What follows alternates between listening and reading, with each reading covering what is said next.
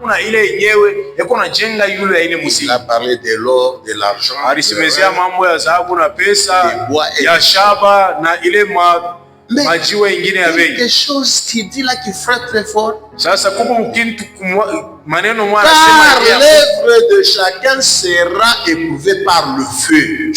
Ile kazi ya kila mtu batepitisha kwa moto. C'est pourquoi je n'envie pas mes papas ici.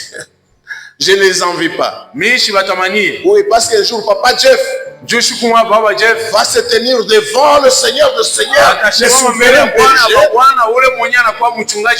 Alors si David va commencer à passer un à un, pour qu'on nous éprouve. Vous êtes la gloire de papa en ces jours-là. Mais si par malheur,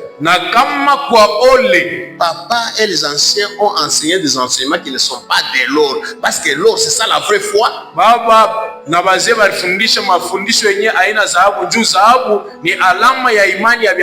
Nous finirons tous en enfer. Et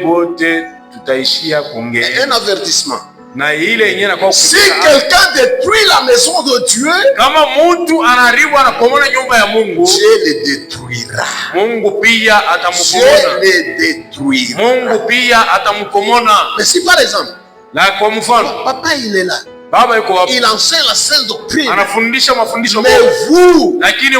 recevez pas, vous n'assimilez pas, oh malheur à vous. Lui il sera sauvé, mais comme un homme qui a traversé le feu, sans gloire, il est sauvé mais sans gloire.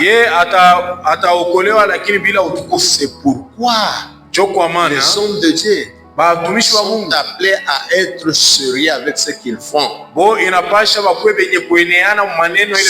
Si on vous réprimande, accepte. Maintenant, on commence à les suivre.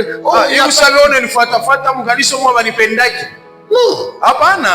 La Bible dit, Hébreux chapitre 13. Peut-être le 17e verset.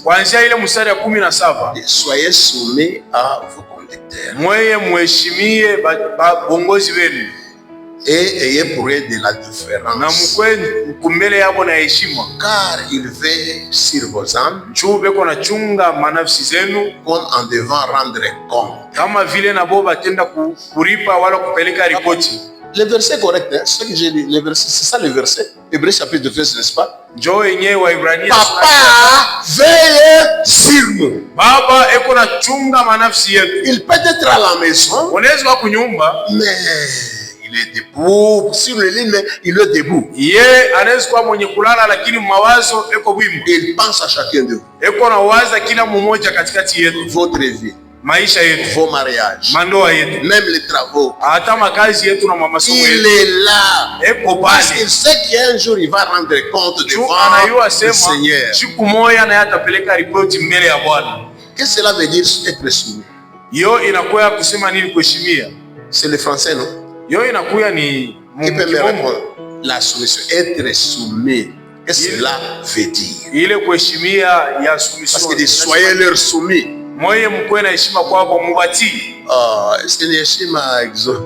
Bon, littéralement, être soumis.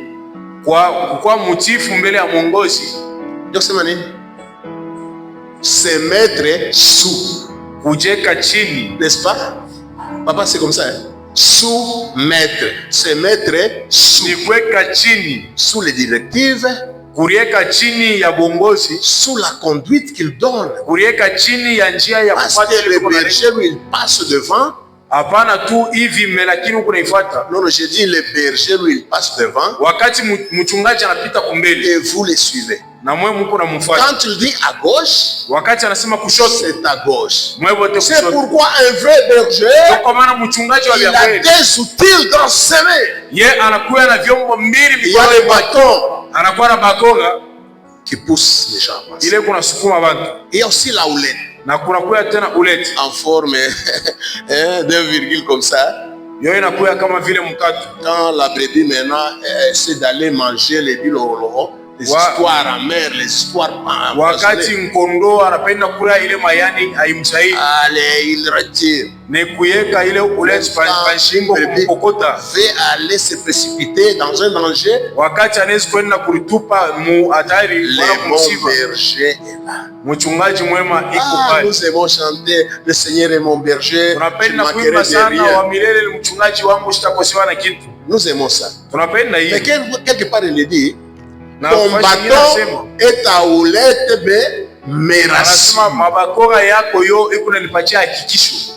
Église, comprenez ceci. Kanisa tuelewe. Nous devons nous soumettre à nos conducteurs. Inapasha tukue na utifu na tukue chini ya viongozi vyetu. Mais quand on dit ayez pour eux de la déférence, na wakati wanasema mwe mheshimu, c'est le fait d'être persuadé que celui qui est devant moi, il connaît la route. Ni ile inakuwa ni hali ya kuichika na kuhakikishwa ndani ya roho ya kusema huyu yuko ananiongoza, asha kuyua njia kule kwenye tuko. Mais aujourd'hui nous amenons ce que nous avons vu chez les Malemba, chez les autres. Leo tunabeba vya Katolika vya Malemba na vya wapi tunavileta au masima njoko tu vile tunaanza kufanya. Mais papa yeye aonake kutumai kwa baraka au papa na papa na hivi. Est-ce que papa n'a pas un peu de braise là sur lequel on peut marcher ceci cela? Est-ce c'est biblique ce que ile yenye mamai na mama. Nous avons confiance selon Dieu l'appelait. Shie tunafuata vile Mungu anamuita. Dieu s'est révélé à lui. Mungu anajifunua kwake.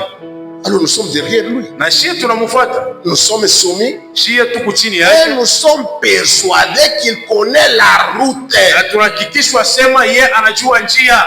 La route pour mon mariage. Njia ya ndoa yangu. La route pour mes fiançailles. Njia ile kutangulia ndoa kwangu, njia kuchunga la route pour tout ce que je fais, il connaît. Na njia vyote ile mimi kunafanya anajua. Alléluia. Amina. Je ne vais pas vous prendre longtemps, mais j'aimerais qu'on lise Psaume chapitre